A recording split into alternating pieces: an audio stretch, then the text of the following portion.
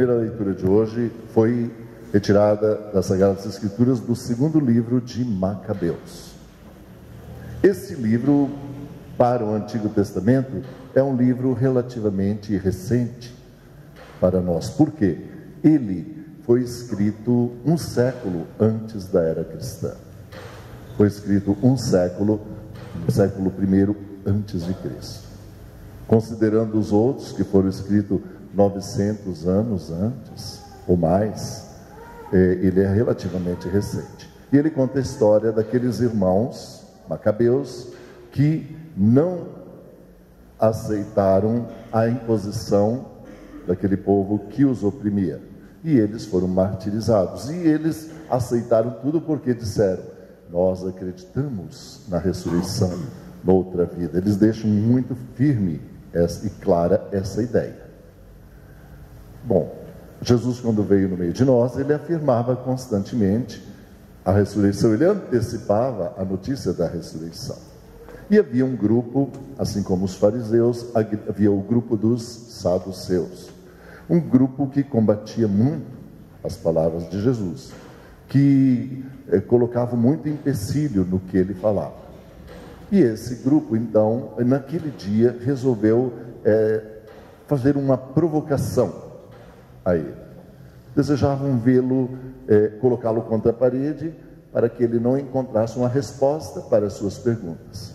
E, de maneira irônica, foram até aquele texto de Macabeus para falar sobre a questão da irmandade, da lei do levirato, que era: quando um homem morresse e não deixasse filhos, sua esposa deveria casar-se com o seu irmão, para que garantisse uma descendência. Porque os saduceus acreditavam que a morte era o fim de tudo. Quando uma pessoa morresse, estava morta, ela ia para um lugar misterioso chamado Sheol, em que a gente não pode entender muito bem essas questões deles, e que lá não poderia continuar a amar e louvar a Deus. Ou seja, sua descendência, seus filhos, é que continuariam esse louvor a Deus. Portanto, para eles não havia ressurreição, e a descendência é que dava continuidade à vida, os filhos, os netos, os bisnetos. Fazem então aquela proposta para Jesus, dizendo: olha, baseado em Macabeus, olha, nós queremos fazer uma pergunta. Um homem se casou com uma mulher, ele morre, não teve tempo de ter filhos com ela. Casa-se o segundo, seu irmão, porque era lei. Também aquele morre. Casa-se o terceiro. E enfim, eles vão colocando os 7 irmãos que se casaram, morreram e não deixaram descendência. E eles perguntam: quando chegar então na ressurreição, que o Senhor propõe e diz existir, quem será o marido dela? O primeiro? O segundo? O último? Ou todos eles? De fato, essa é uma pergunta que nós também muitas vezes fazemos. Eles fizeram em tom de ironia e provocação, mas nós também temos essa dúvida. Porque acontece conosco. Eu conheci uma senhora lá em Santa Catarina, ela se casou, ficou viúva, casou-se de novo, ficou viúva, casou-se uma terceira vez, também ficou viúva. Dali ninguém mais quis casar com ela. Todo mundo ficou com medo. Ela permaneceu viúva até falecer. Então, a pergunta é essa: quem na ressurreição vai ser o marido? O primeiro, o segundo ou o terceiro? E nós podemos e devemos responder essa pergunta: quem será o marido? O que Jesus diz? Ele diz: na ressurreição nós não estaremos mais com esse corpo terrestre. Esse nós já o abandonamos aqui. Nós entramos na ressurreição com um corpo glorioso, com um corpo espiritual. Não mais um corpo que necessite descendência, filhos. Nosso corpo aqui é para que nós possamos fazer a caminhada, a experiência de vida. Por isso nós somos homens, mulheres, garantindo uma descendência, filhos e filhas. Somos né, criadores com Deus, participamos da criação com nossos filhos e filhas. Então precisamos de um corpo, mas na vida eterna, Jesus diz, seremos como anjos, nós não precisaremos mais nada disso, não seremos mais esposo nem esposa. E isso tudo a gente pergunta no dia de hoje, porque é um questionamento das pessoas. Uma senhora me perguntou tempos atrás, olha, eu vivi 52 anos com o meu esposo, ele faleceu, eu tenho tanta saudade, eu sinto tanta falta dele, eu penso nele todos os dias, eu rezo para ele, e agora, o dia que eu partir, eu não vou mais encontrá-lo? Mamãe também fez um dia esse questionamento. Amo tanto aquele filho que partiu, lembro dele, sinto tanto a sua falta. E agora, se na ressurreição nós não estaremos mais juntos, como vai ser? E todo esse amor que eu tenho guardado, toda essa lágrima, como fica? Mas é tão fácil, é tão simples.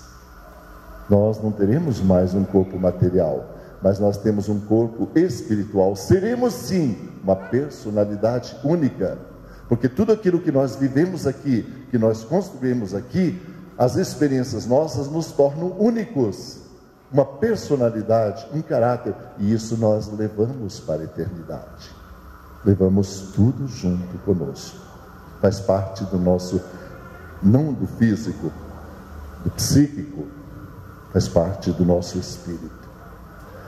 Levaremos principalmente o amor que nós construímos aqui. Reinos passam, governos passam, pessoas passam, mas o amor não passa jamais.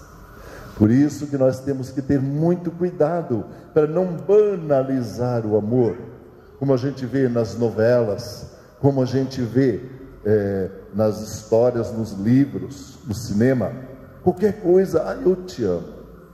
Manda uma mensagem para o outro, um colega, alguém, eu te amo. Dá um telefonema, eu te amo. Mas o amor não é um sentimento que a gente esteja toda hora botando para fora, se ele não for verdadeiro. Amor, amar alguém é uma responsabilidade muito, muito grande. Eu posso dizer, gosto muito de você, te quero bem, você é meu amigo, tenho uma grande amizade por ti. Isso tudo eu posso e devo dizer. Agora, dizer toda hora, para qualquer um, se não for verdade, eu te amo, não. Você só dirá isso se você sentir esse amor com todas as fibras do teu coração. Se for verdadeiro, eu amo você para sempre, eternamente, porque isso é o amor, sentimento que ultrapassa todas as barreiras, inclusive a barreira da morte, e levamos conosco para a eternidade. E como nos encontraremos então? Ora, é no amor, justamente no amor, que nós nos conheceremos depois, no amor que nós desenvolvemos, que nós propagamos, no amor que nós sentimos, que nós doamos. É ali que nós vamos nos encontrar e nos conhecer. Mãe encontrará o filho, o esposo encontrará a esposa, o amigo encontrará a amiga, o outro amigo. É no verdadeiro amor, esse sentimento forte, grandioso, que nós aprendemos a desenvolver aqui e que com responsabilidade viveremos e poderemos sim levá-lo para a eternidade. O Senhor enxugará a lágrima de todos os olhos. É isso que nos diz o Evangelho. Não haverá mais dor nem sentimento, mas o amor que você viveu, o amor que você desenvolveu, esse estará sempre contigo. Ele é eterno e é nesse amor que você abraçará e reconhecerá todos aqueles que um dia fizeram parte da tua vida, foram importantes para você e que você foi importante também para eles. Louvado seja Deus, louvado seja nosso Senhor Jesus Cristo.